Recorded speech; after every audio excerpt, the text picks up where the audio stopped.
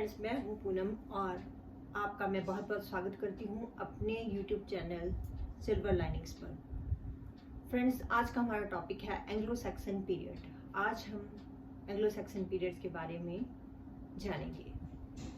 Anglo Saxon period 4th century से starting इसकी मानी जाती है। एंग्लो सैक्सन पीरियड 449 AD से लेकर 1066 तक माना जाता है, और लेकिन एंग्लो सैक्सन लिटरेचर 449 से लेकर 1050 तक माना जाता है। फ्रेंड्स, ये जो शुरुआत है ये होती है 3 कबीलों से। 3 ट्यूटोनिक ट्राइब्स हैं जो पावरफुल जर्मैनिक नेशन से आए और उन्होंने ब्रिटेन को अटैक किया और उसके बाद इंग्लैंड को कैप्चर किया। और उसके बाद इंग्लैंड की जो धरती है इन्हें इतनी ज़्यादा पसंद आई कि ये वहीं बस गए। इंग्लैंड में इससे पहले ब्रिटन्स रहते थे और केल्ट्स भी रहते थे। ये सब हम और भी जानकारी आगे लेंगे। केल्ट्स जो है पहले से यहाँ रहते थे और रोमन्स ने उन्हें हराकर खदेड़कर और पहाड़ी इलाकों में पहुंचा दिया था, और इन लोगों ने रोमन्स को भी हरा दिया और उसके बाद वहाँ पे अपना इन्होंने कब्जा कर लिया और रहने लग गए। तो सबसे पहले जानेंगे कि कौन थे ये इतने पावरफुल जो ट्राइब्स थे, वो कौन थे और क्या करते थे। ये वॉर लविंग पीपल थे और इनका काम ही वॉर करना था। वॉर करना, जहाँ पे भी इन्हें लगता था कि बहुत अच्छी लैंड है, और तो ये वही इनका प्यार था कि ये जाकर लैंड को विन करें, लैंड को जीत लें, किसी भी देश को जाके जीतना, बस वॉर करना और लैंड्स को जीतना ही इनका काम था। तो ये वॉर लविंग पीपल थे, वॉर ट्राइब से ये रिलेटेड थे। तो इन 3 जो ट्यूटोनिक्स ट्राइब्स के नेम हैं जूट, सैक्सन और एंगल्स। तो सबसे पहले हम जानेंगे कि कहाँ कहाँ इन लोगों ने अटैक किया और कैसे कैसे आए। तो सबसे पहले जूट्स जो हैं वो उन्होंने कैंट में अपना रूल किया। कैंट में इनका किंगडम था और कैंट और कैंट के आसपास के इलाकों में इनका किंगडम था। उसके बाद सैक्सन है। सैक्सन शब्द जो है वो एक सैक से बना है, SAC सैक। सैक का मतलब होता है एक छोटी तलवार। तो जैसे कि नाम से ही पता चलता है कि काफी इनको हथियारों से बहुत प्यार था, तो सैक हमेशा रखते होंगे ये शायद, इसलिए इनका नाम सैक्सन पड़ गया। तो इनका जो किंगडम था, इन्होंने जो लैंड को जीता वो इंग्लैंड के, ब्रिटेन के साउथ और साउथ ईस्ट की लैंड थी। आपने सैक्सन्स के जो किंगडम है उनके बारे में सुना होगा कि एसेक्स, वेसेक्स, ससेक्स, ये जो है ये सैक्सन्स के नाम से ही इनका नाम ऐसा पड़ा है। एसेक्स जो ईस्ट की तरफ सैक्सन थे तो एसेक्स, साउथ की तरफ थे तो ससेक्स, और वेस्ट की तरफ थे तो वेसेक्स। ऐसे नेम इन्होंने अपने अपने जो भी इनके किंगडम थे उनके रख लिए। उसके बाद थे एंगल्स, जिनके पास सबसे ज्यादा मिडल का एरिया था, और ये नॉर्थ और मिडल लैंड जो थी वो एंगल्स के पास थी।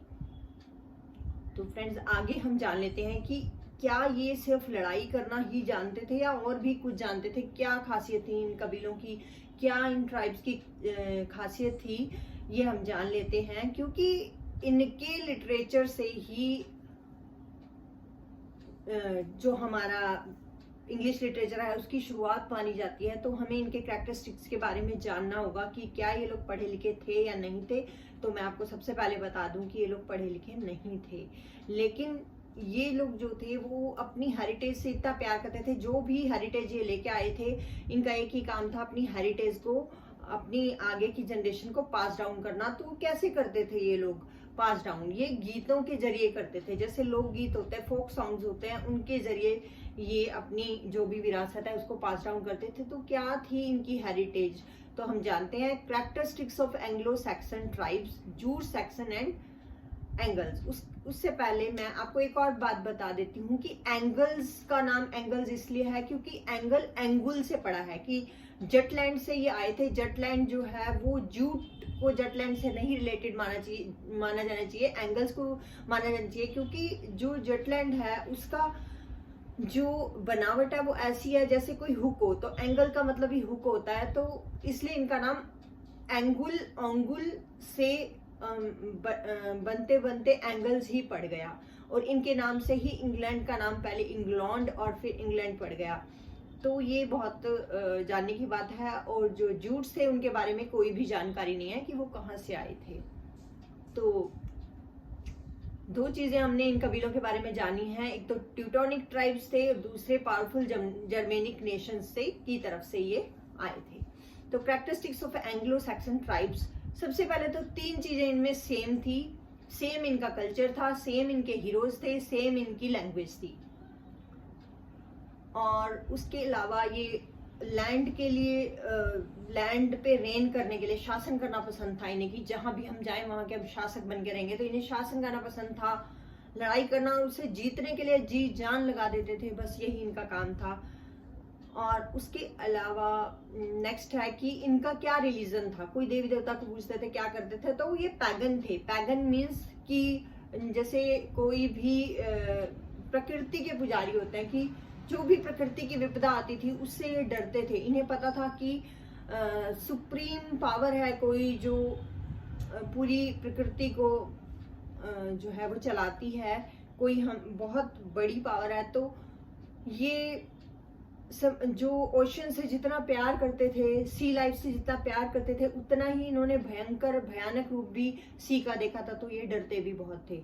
तो ये नेचर के सैवेज रूप से डरते थे और उन्हीं को ही एक इन्होंने पर्सोनिफाई करके देवी देवता बना के उन्हीं ही पूजते थे। तो मेन आप कह सकते हैं कि नेचर को ही ये पूजते थे और उससे ही डरते थे, और इनकी लड़ाई भी उसी से ही थी। नेचर के सैवेज रूप से इनकी लड़ाई थी।